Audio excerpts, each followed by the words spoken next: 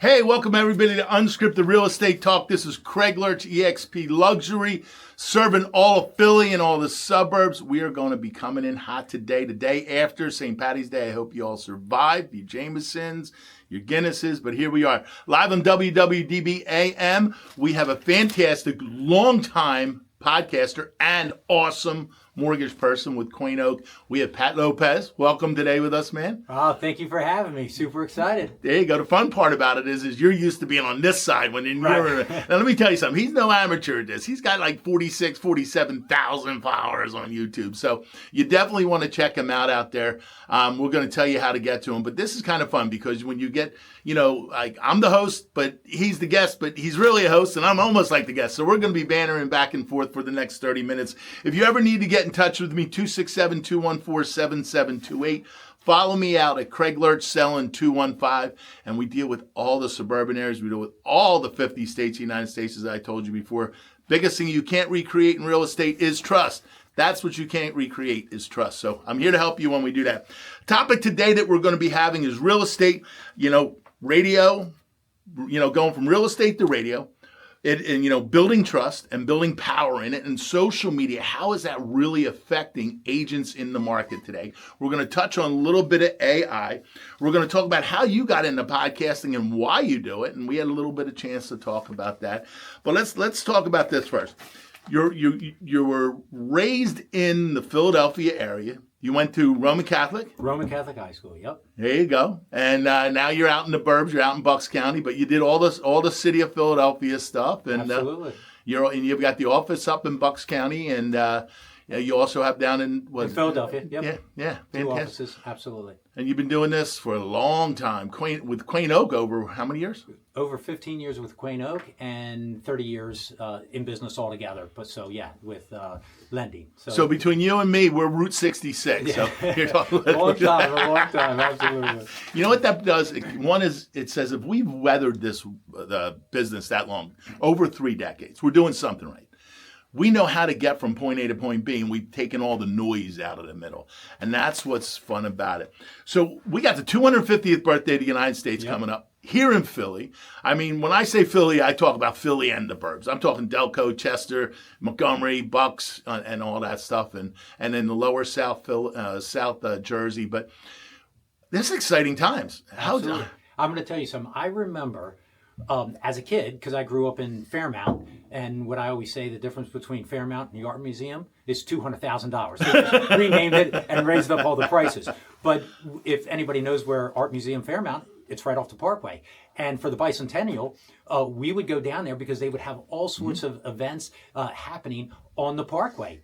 And I remember when these different like circuses and shows and would come into town, they would hire us kids, and I'm going around selling like popcorn, peanuts, or whatever as a kid for the Bicentennial. So now 50 years later, here we go for, 250 year, celebration. So it's crazy how time flies. I know. I can't believe that. I'm going back in time. And I think that on the 100th centennial, the Art Museum was built.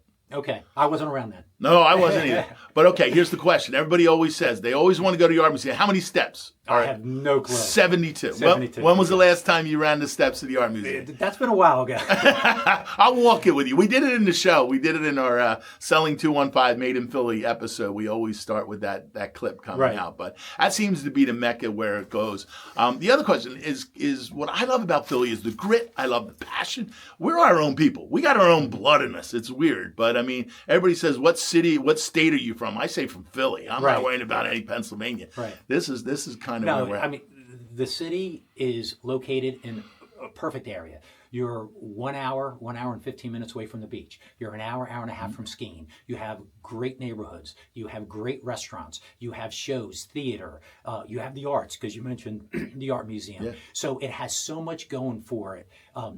Just the location, the vibe, the energy, and it's an affordable city. We just did a big event. We had one of Angela Brooks, who's one of Mayor Parker's top home initiative people. And she was, going over statistics, how Philadelphia is still one of the most affordable cities in the country. And it's really easy. Look at New York, look at Boston, look at Washington, D.C. I mean, they're just outrageous as far as prices compared to what we have here in Philadelphia. And the home ownership in Philadelphia is so much higher than the national average. Because once again, it's a lived city. People live in the city, and it's affordable.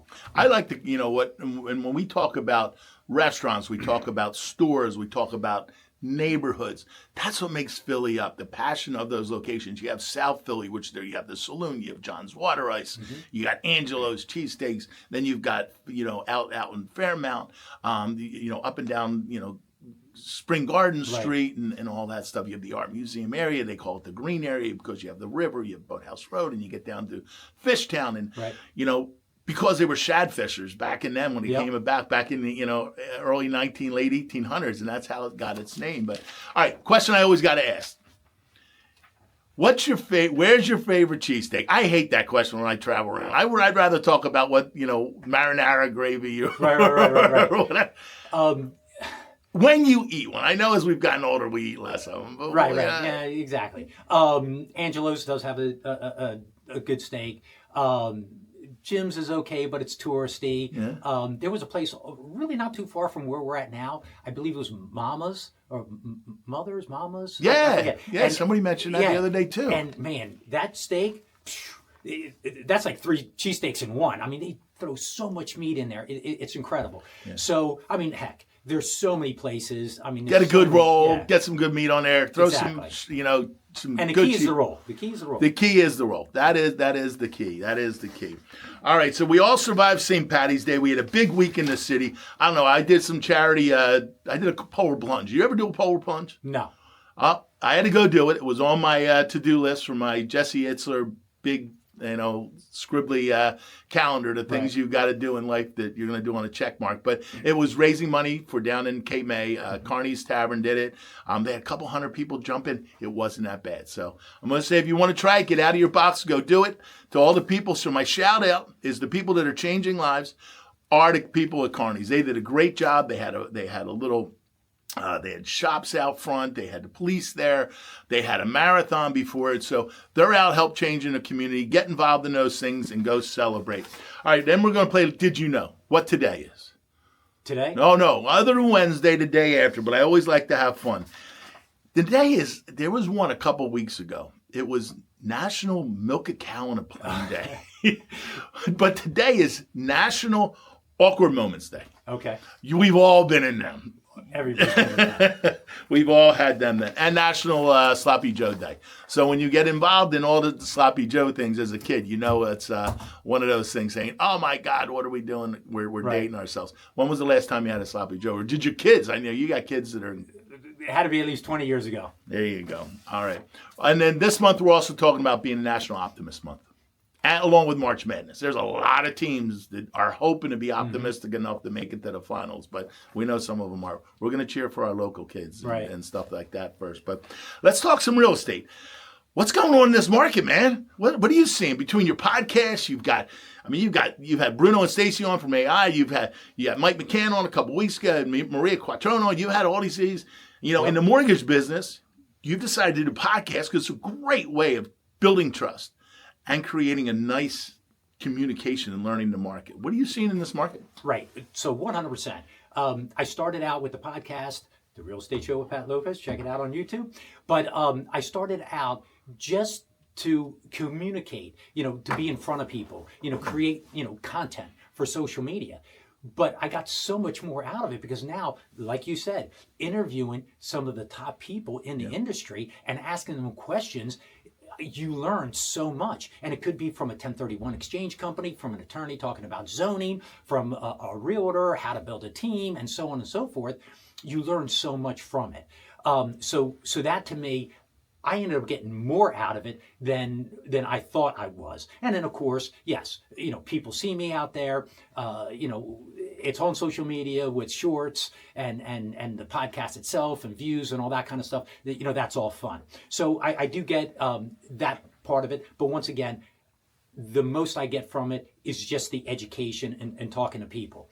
Now, I will say, right now in the market, well, Iran. I mean, that's really what's dominating. Yeah. Because unfortunately, we were in the fives as far as interest rates, high fives, but in the fives for interest rates. And this would be the first year in like 3 years. It's been 4 years, right? Yeah, 4 years. Yeah, that interest rates were this low, and we're talking about last year in the spring market, we were at 7.25. So we were looking at maybe 5.75, 5.875 with these rates, and everybody was, ramping up, saying, "Oh my God, we're going to actually have a great spring market."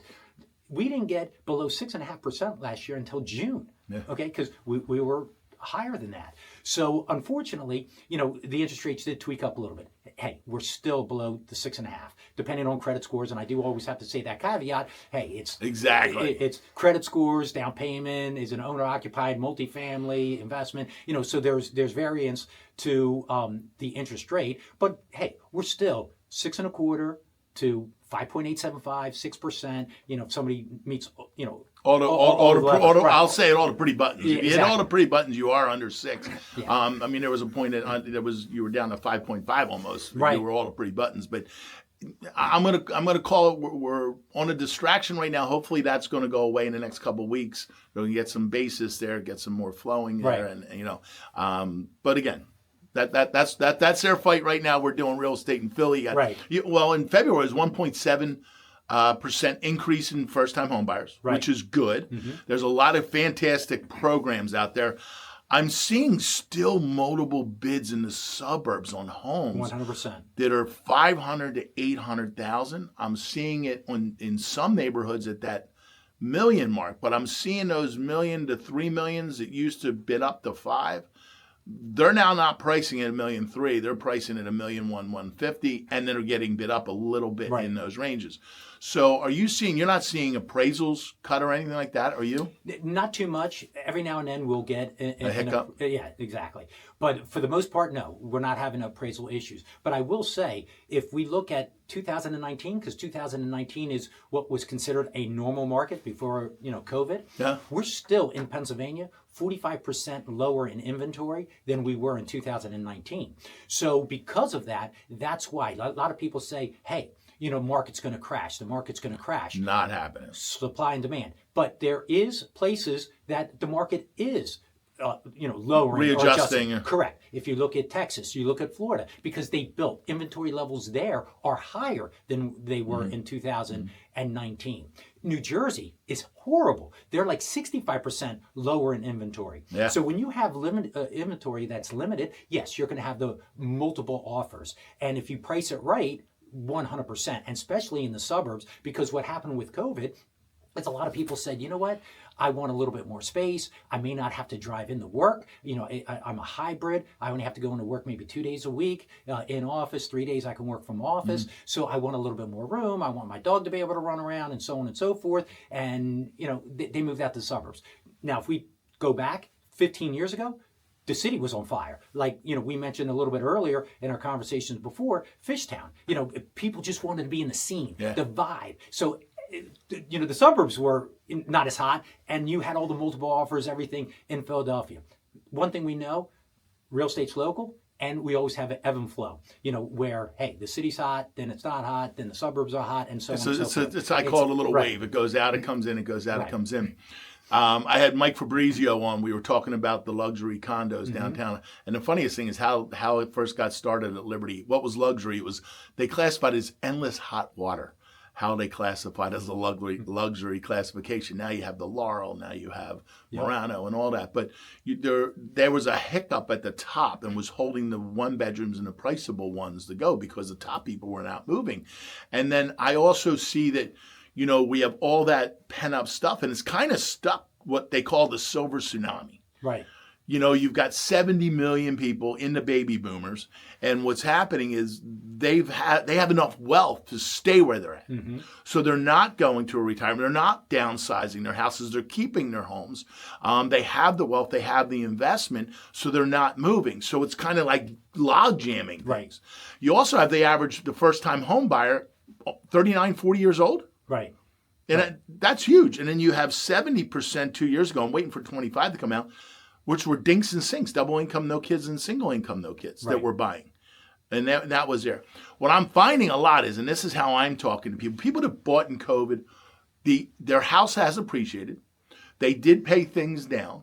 They had, a little bit of a higher interest rate before, where it's at. But the difference is they weren't really happy with the house. Right. So now I'm seeing people start to trade up. And when I call my past clients or I'm talking to people all the time, I say to them, why are you moving? Well, we bought because we had to buy because we were afraid we didn't have somewhere to live.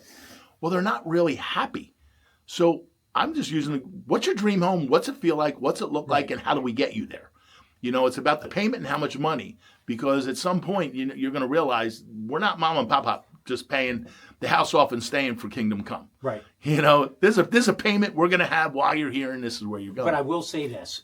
The average people staying, if we turn around and look in the early 2000s, it was about 7 years. Now, depending on what state, because once again, real estate's local, you're anywhere between 10 years to 13 years on average. Out in California, it's a little bit higher than that.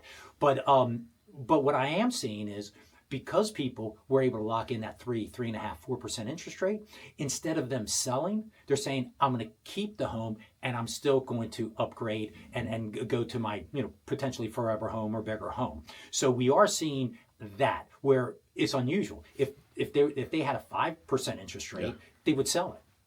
So they're keeping it as an investment, which is great. And that's how a lot of people are building wealth and have somebody else pay it. But it's a log jam as far as inventory. That's why we're not hitting those inventory levels. And then when you have first-time home buyers, they come in here, they take inventory off, because 70% of the people who buy end up selling a home. So if I'm a move-up, hey, I may sell and I buy, so I'm not taking away from inventory because I'm putting inventory on the market. But first-time home buyers just simply take away. And the issue that we have isn't so much a housing shortage, it's affordable housing shortage. That's where the problem is. Because, hey, if I'm moving out and the house is $200,000, I may keep that as a rental, and then now I'm moving to a $300,000, $400,000. So those $200,000, $150,000 to $300,000 price range, that's where that logjam is coming in. And the statistics came out, it's like $91,000 to be able to afford an average house in Philadelphia. So that's where you end up having two people needing to buy, boyfriend, girlfriend, husband, wife, whatever the case may be, as opposed to just one single person. That's why it's taking the first-time home buyer a little bit longer. But that first-time home buyer isn't buying $300,000 to $400,000 now. Now they're buying $500,000 to $600,000. That's why there is that hiccup in that price range, because now they're combining two good incomes to buy versus you were using one good income and stay at home possibly later on. Multi-generational. Seeing a lot of that. Yep. Parents are running out some parents are running out of money, or parents have the money and the kids don't have the income, or they don't have the longevity with it, or they might have college debt coming out, being a doctor, lawyer, whatever it might be. And what's happening is, 24% of the buyers that I know of, the stuff that I've read, and a lot of it too, is the multi-generational. And some of it's actually sandwich buyers, sellers, clients. They've got the parents, them who are the money makers, and then you've got who are still the baby boomers, and then you've got kids that are coming home from college. Right. So you've got that baby boomer in the tsunami who's holding. You've got the parents that sold their house and took their equity or very little that they had because they outlived their money, because typically the lifespan was in the 60s. Now it's in the 80s. And then you got kids coming out of college with debt. And now they're moving back in and selling. So I'm seeing a lot of hold in some of that that's jamming it up too. No, 100%. And you have where it's customary. Hey, if you go into the 1950s, there was no senior places or anything like that. Grandma and grandpa, they lived at home with everybody lived together. I mean, that's just the way it was. And then we got to the point where, hey, no, the baby boomers, they made enough money. They were able to go in these, 55 and older communities and that kind of thing. So now you have people coming from other countries that it's like the way it was in 1950s. The family stayed together. Yeah. So, your grandma, pa, they all live together. Plus, it's what you say. It's the affordability as well. So it's a combination. It's also the structure where it's at. I mean, I've been blessed. Funny story, I say it all the time. And I love my mother-in-law. I love you, Pat. I love Bobby. My father-in-law just turned 90 this month in March 3rd. But, hey, he, they came to live with us for 6 months, 16 years ago, and they haven't left. Right. But I mean, we've been blessed. We have a house big enough. But I mean, they just loved being around the kids. It kept them young. They're in their 80s now, so they bounce between my sister-in-laws and ours. But the point is that it's nice in culture, but it also helped them out. But it also, it's kind of interesting when you didn't do that in my family, but with my wife's family, Right. We did that. So, all right, what advice, if you have a first-time home buyer, any advice for a buyer buying in this market, short synopsis of a minute or so, what to do? If you're ready to buy or you're going to be buying, what should they do?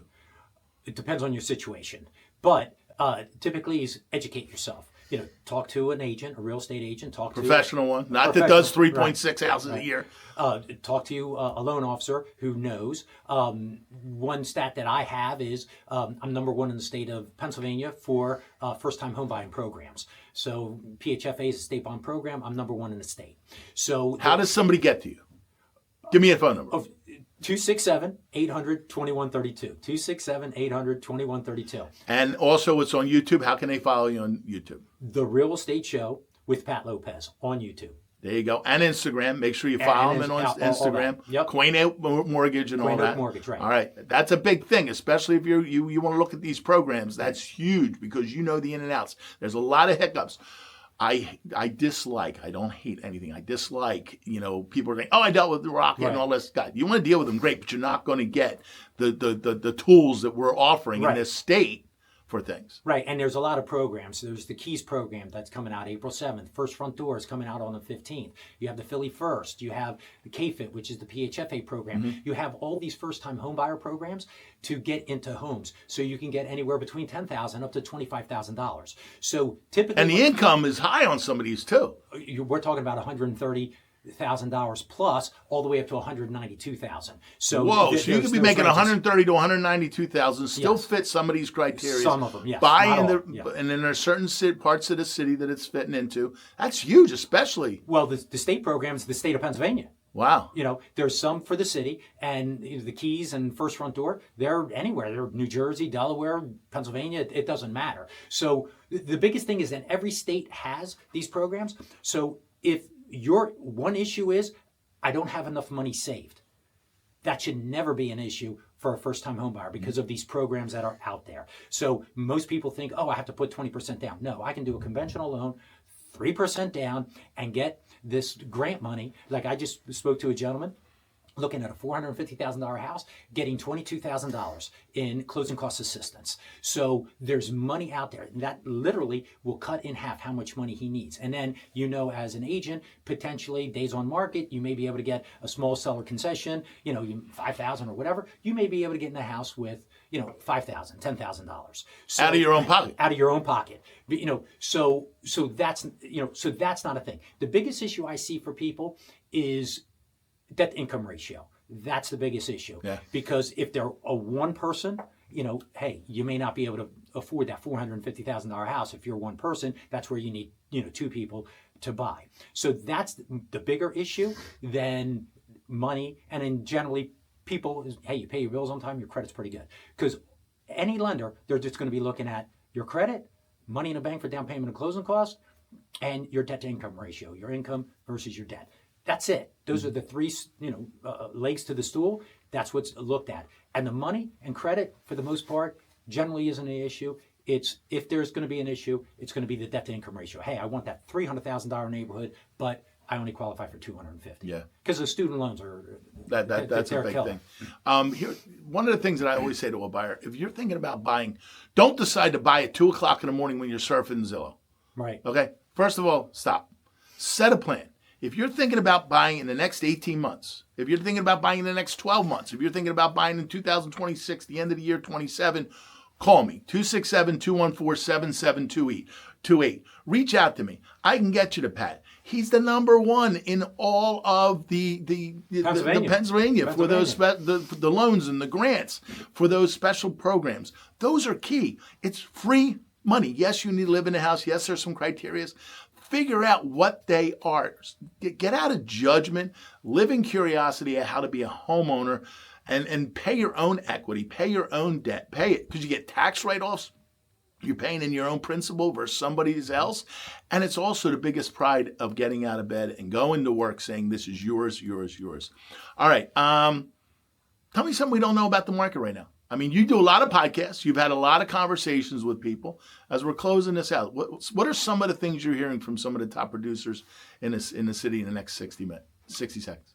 Treat the business as a business. True. That's number one. Have as many conversations as humanly possible. I turn around and tell people, you may have to have 100 conversations to get one deal. So if you didn't turn around and have those 100 conversations, you're not going to get that deal. Don't assume.